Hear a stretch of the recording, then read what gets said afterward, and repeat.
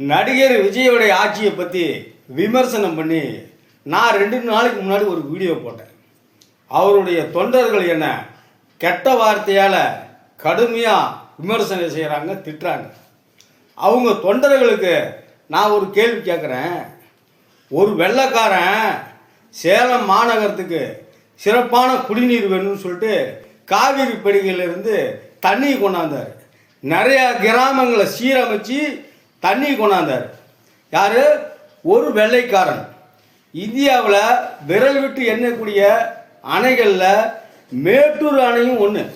ஆனால் இதுவரைக்குமே மக்களுக்கு தாராளமாக சுதந்திரமாக கிடைச்ச அந்த மேட்டூர் தண்ணியை உங்களுடைய விஜய் அந்நிய கம்பெனிக்கு, அதாவது கார்பரேட் கம்பெனிக்கு 1300 அதிகமான கோடிகளில் வித்துட்டார்.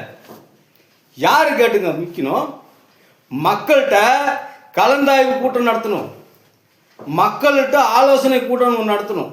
நடத்திட்டு தான் ஒரு நீர்நிலையை ஒரு அரசாங்கம் கார்பரேட்டுக்கு விற்கணும். லோக்கல் ஆள் மாதிரி கிடையாது கார்பரேட்டுக்காரவங்க. தேர்தலுக்கு முன்னாடி, எலெக்ஷனுக்கு முன்னாடி பிரச்சாரம் பண்ணார் விஜய்.